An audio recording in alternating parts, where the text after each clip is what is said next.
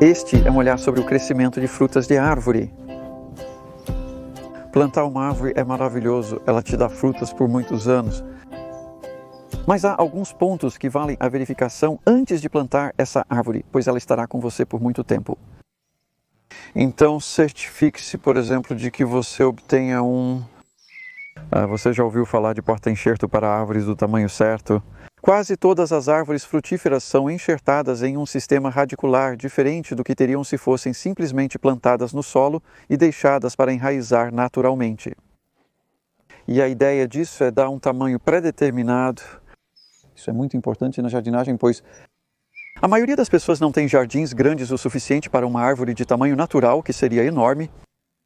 E essas duas pereiras aqui dão um bom exemplo do tamanho do porta-enxerto, porque você tem Marmeloa é o maior, na verdade, que está atrás de mim. E então essas pereiras foram plantadas ao mesmo tempo. As videiras estão na sexta primavera, ambas da variedade Concord, enxertadas em marmelo A e C. Esse exemplo mostra como o porta-enxerto influencia o tamanho, desenvolvimento e tempo de frutificação, sendo que os menores frutificam mais rápido. Não sou um especialista em fruticultura no mesmo nível que em horticultura, mas tenho muita experiência na área.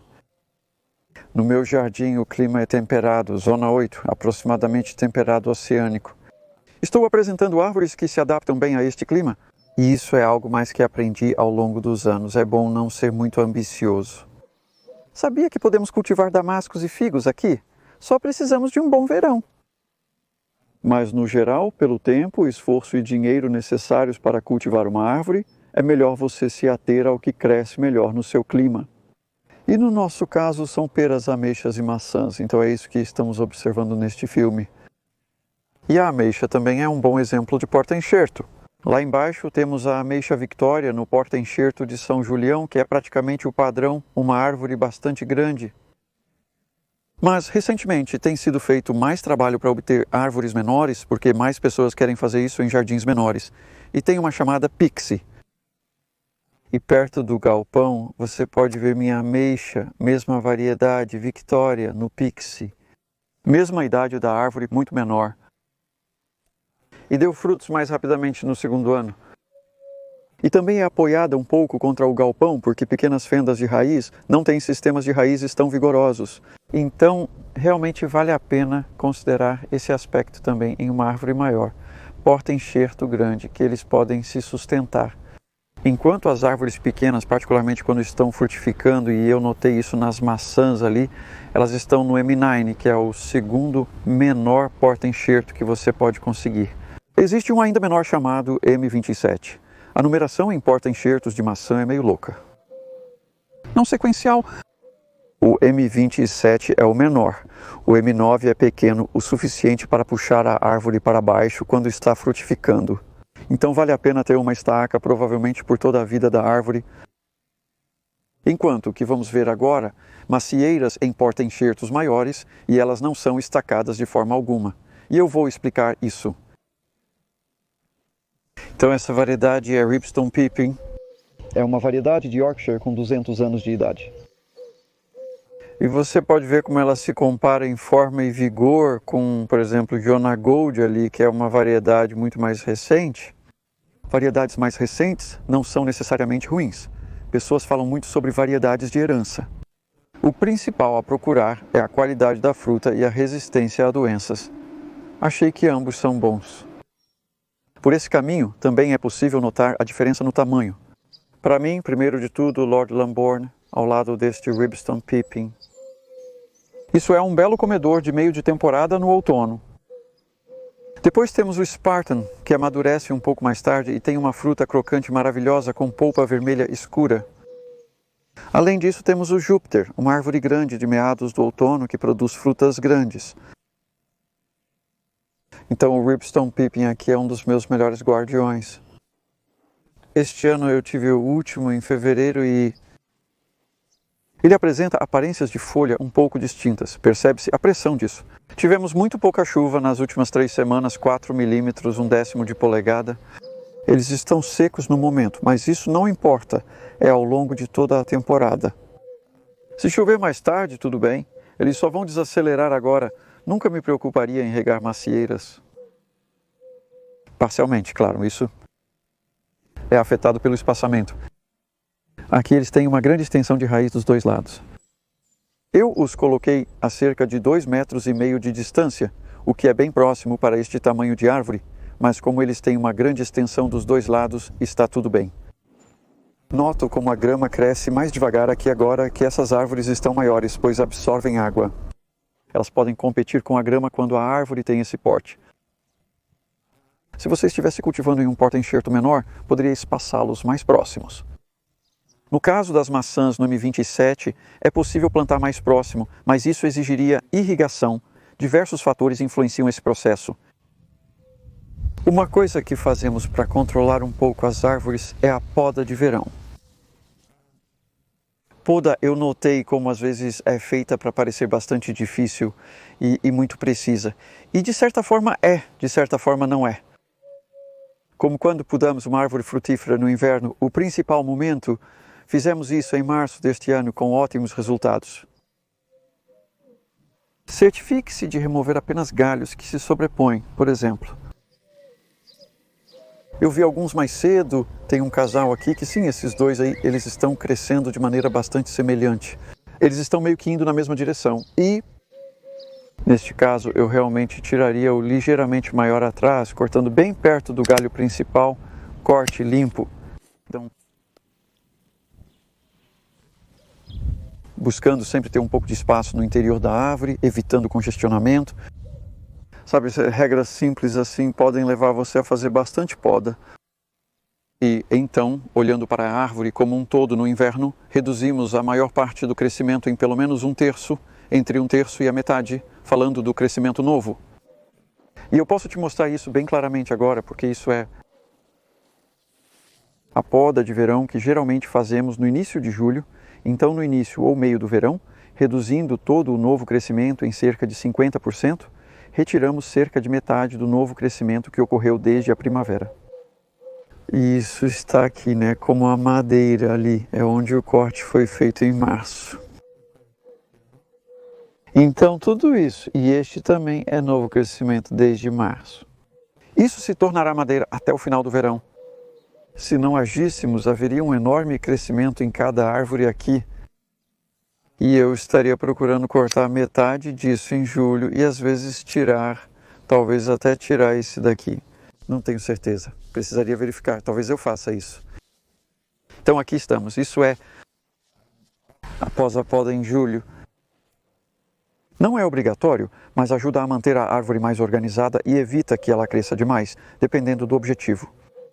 E também uma coisa que a poda de verão faz mais do que a poda de inverno é a resposta da árvore a esse corte é mais direcionada para produzir mais frutos, preparando mais frutos neste outono, prontos para florescer na próxima primavera.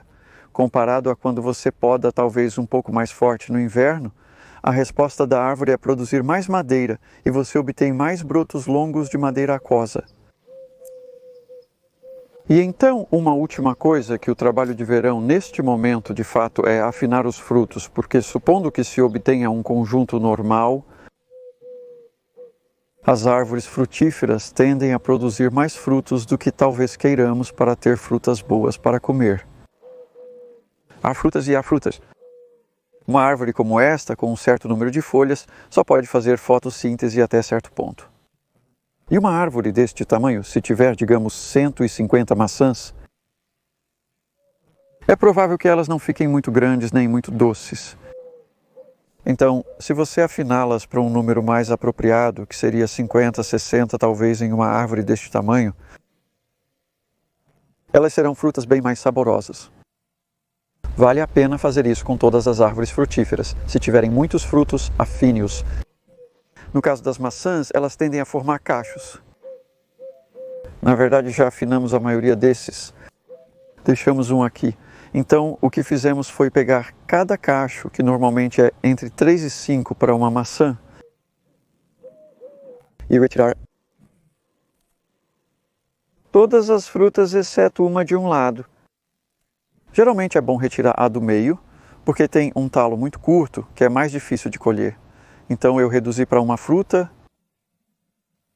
E em um galho como este, eu estaria procurando ter talvez não mais do que 2 ou 3 maçãs, pois olhando para a árvore como um todo, vejo que há bastante nos outros galhos. Se não houvesse muitas no resto da árvore, eu deixaria 2 em um cacho e 3 ou 4 naquele galho. Então, uma pequena margem de manobra ali. Eu farei isso em 1 minuto, então basicamente teremos menos frutas. Desbastar é difícil porque você não, sabe, é a sua própria árvore. Provavelmente você não fará isso o suficiente. Na Itália, produtores de pêssego desbastam o pomar uns dos outros. Eles não desbastam o próprio porque há uma relutância natural em não desbastar o suficiente na sua árvore. Então tenha isso em mente. De qualquer forma, veremos o resultado disso em setembro, porque filmaremos novamente então e veremos como essa ribs e pippin e as outras frutas aqui se desenvolveram até aquele momento. 3 meses se passaram. Agora é o 1º de setembro. Depois, para nós, um verão incomumente quente e ainda seco.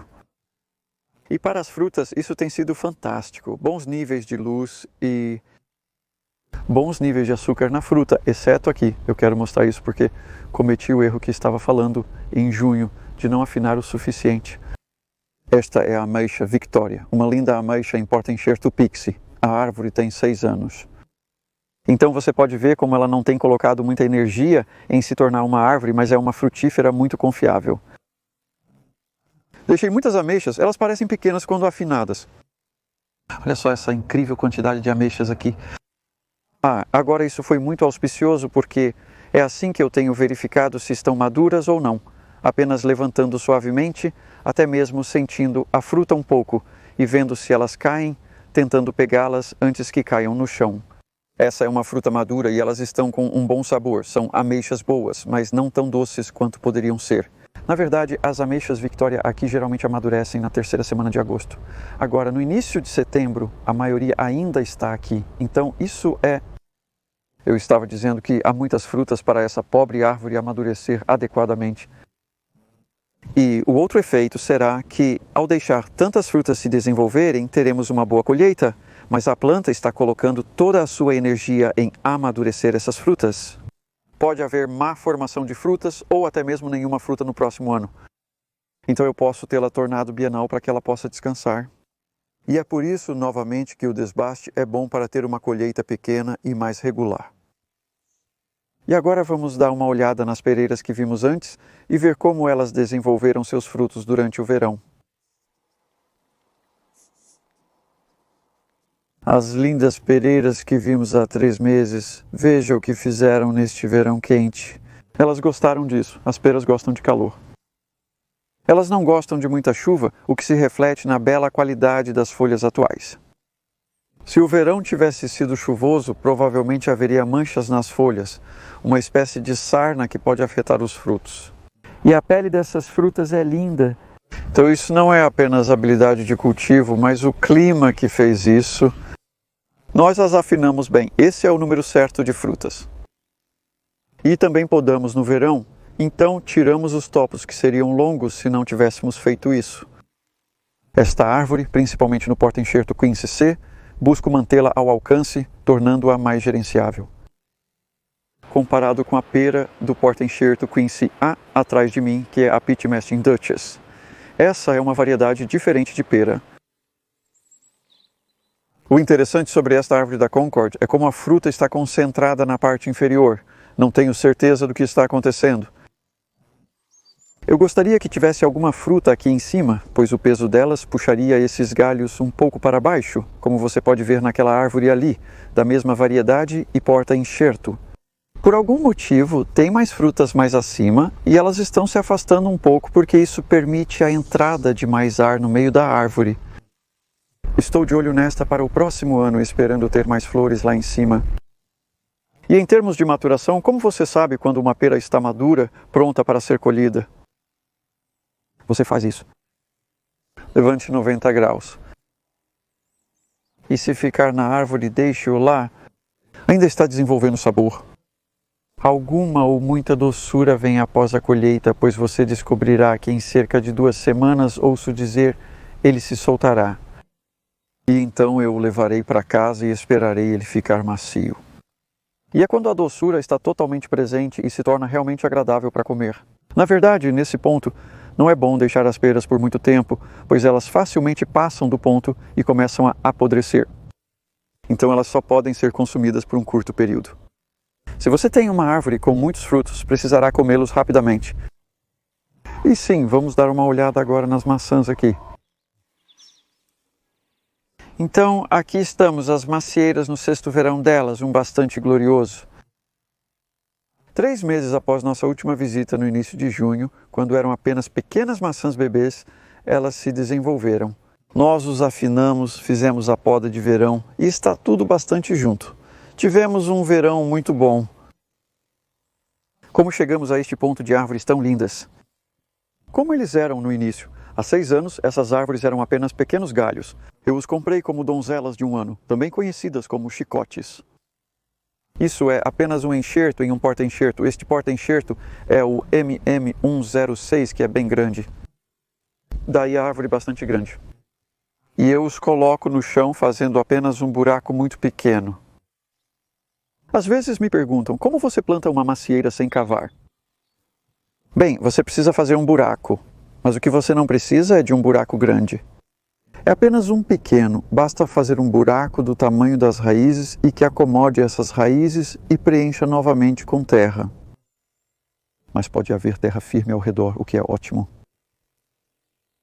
Em seguida, coloque matéria orgânica por cima, que alimenta o solo e indiretamente a árvore. Esse é o princípio do não reviramento, matéria orgânica na superfície incentivando a vida do solo. E outra vantagem de trazer material do solo para a superfície é: isso reduz o crescimento de ervas daninhas, alimentando o solo e diminuindo a quantidade de plantas invasoras. E isso é importante especialmente para árvores jovens. Quando as árvores tinham 1 ou 2 anos, ainda eram muito pequenas e não usavam todo o solo. Consegui cultivar algumas abóboras de inverno entre elas naquela época para aproveitar o belo solo coberto de mulch. Eu estava atento para controlar a grama e não deixá-la invadir. A grama é uma planta muito gananciosa. Em climas temperados, especialmente, a grama vai retirar muita umidade das árvores no verão e impedir que elas se desenvolvam completamente. Então agora, as árvores sendo muito maiores, suas raízes estão explorando completamente todo esse terreno entre elas e mais um pouco. E a grama, até mesmo ao redor da borda das árvores, está parecendo bastante marrom, porque as raízes das árvores sob a grama aqui estão saindo e sugando muita umidade. Então, nesta fase da vida delas, as árvores podem competir, por falta de uma palavra melhor, com a grama. Então, conforme envelheço, potencialmente eu poderia deixar isso voltar a ser grama. De fato, é bem difícil cortar a grama embaixo e está dando super certo. Não temos muitas ervas daninhas aqui, como este cosmos que se autossemeou, então tenho essas flores que continuam voltando. Não é muito trabalho, faço um pouco de capina, apenas mantendo uma bela borda de flores sob as árvores. E a poda que fizemos aqui, a poda de verão, novamente foi cortando para trás, para que, caso contrário, esta poderia estar potencialmente aqui fora. Tivemos muito crescimento no início do verão deste ano e depois ficou muito seco. E na verdade, isso é notável porque, desde que esta foi podada na 2ª semana de julho, ou seja, 6 semanas atrás, não houve novo crescimento. Não é comum eu ver isso neste clima. Estava tão seco que o crescimento do verão não aconteceu. Não tenho certeza do que isso significa para o próximo ano. Certamente significa que a poda de inverno será muito menor. Em comparação, você pode ver essas árvores no porta-enxerto MM106, árvores um pouco maiores, mas com grama por perto comparado às árvores ali no M26. Esse é um porta-enxerto menor. As árvores são, na verdade, um pouco mais compactas, mas elas têm muito mais crescimento, novo crescimento saindo do topo onde foram podadas no verão da mesma maneira. Mas é porque estivemos regando os vegetais perto delas e isso beneficiou as árvores.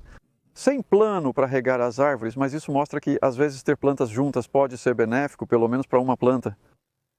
Portanto, a couve e as árvores se beneficiaram da água. No entanto, a couve teria sido muito maior se as macieiras não estivessem tão próximas.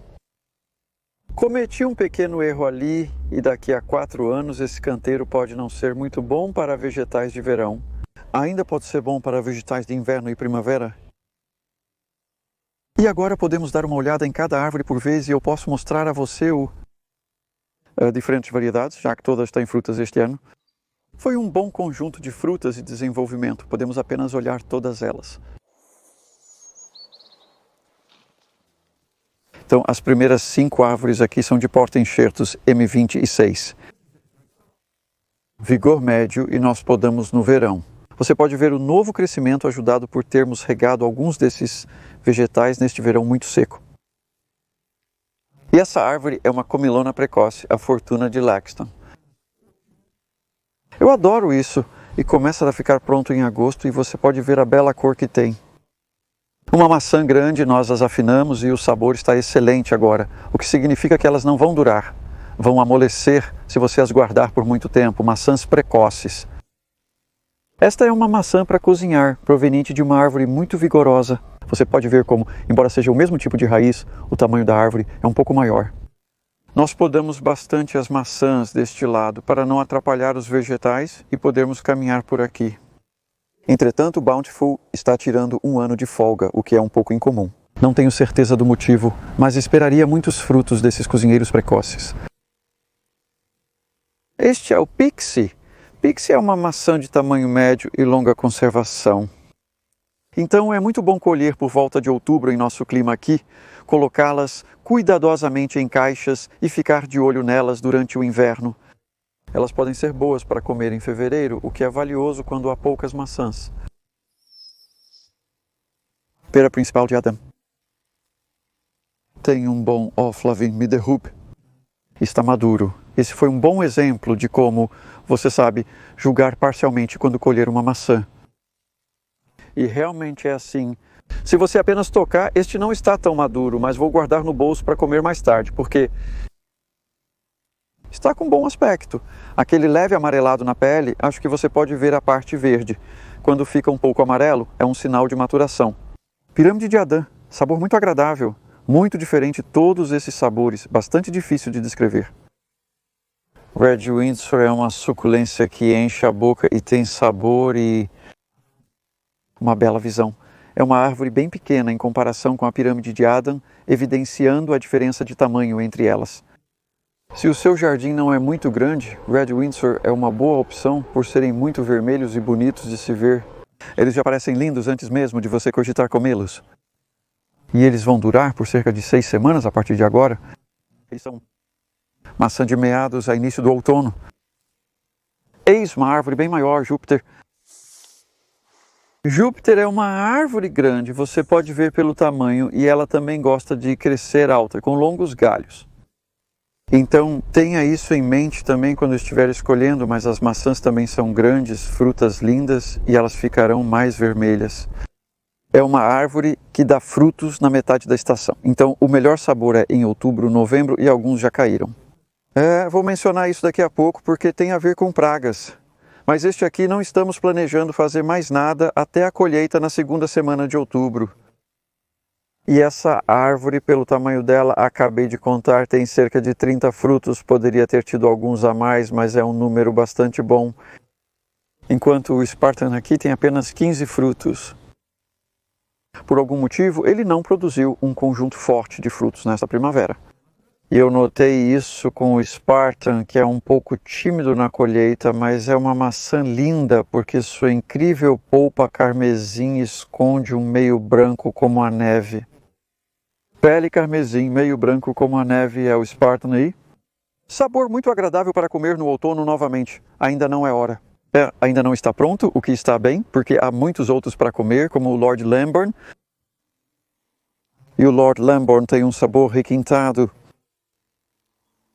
Para mim, provavelmente, de todas as maçãs aqui, é a mais feliz de todas e come-se maravilhosamente em outubro, novembro, permanece bastante crocante.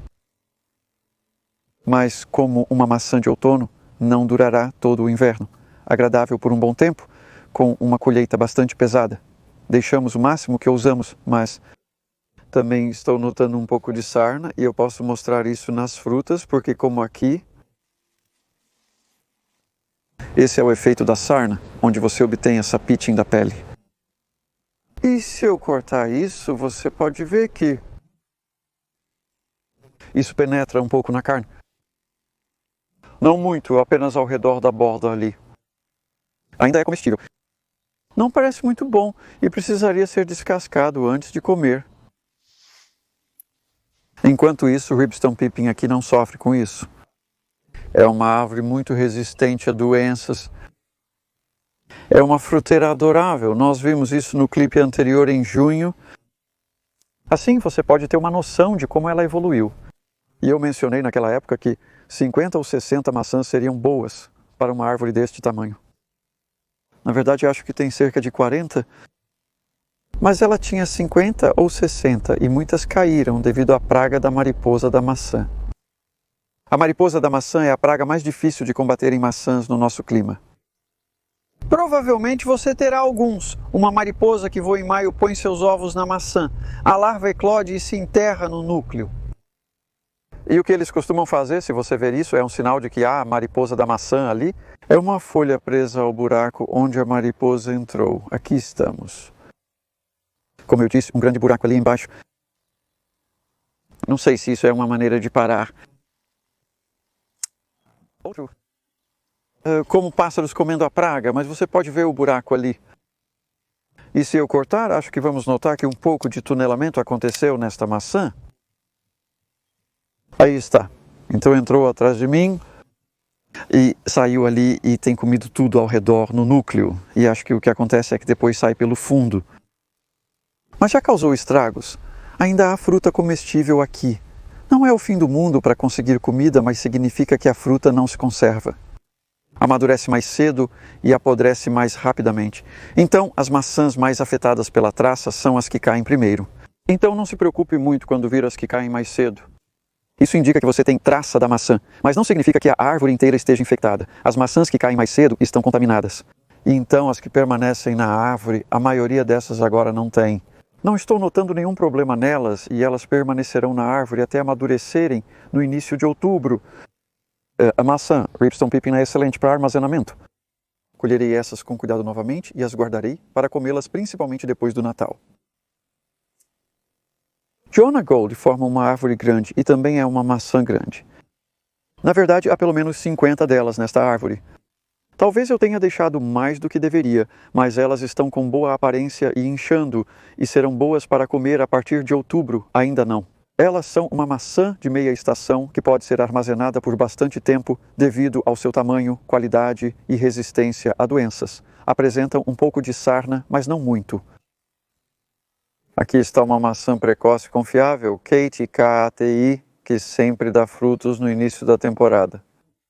Esta árvore de 6 anos, plantada por Kati, já produziu 4 belas colheitas de frutas desde o 3º ano em que estou aqui.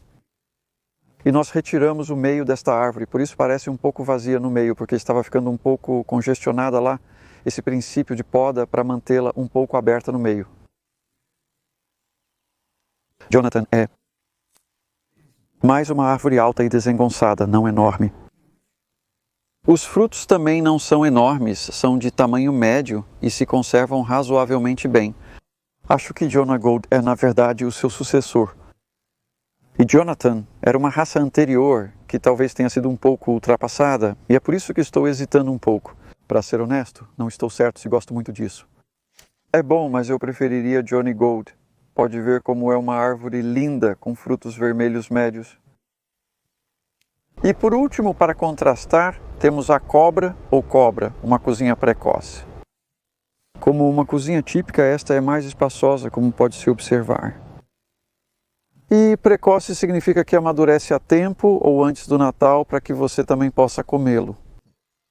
Nesta fase, você poderia colhê-lo e usá-lo para cozinhar. É bastante azedo, bom nível de acidez, e então vai ficando mais amarelo e doce à medida que amadurece até o Natal. Este é um pouco incomum devido ao seu hábito muito ereto, mais parecido com uma pereira em comparação ao Jonathan que está ao seu lado.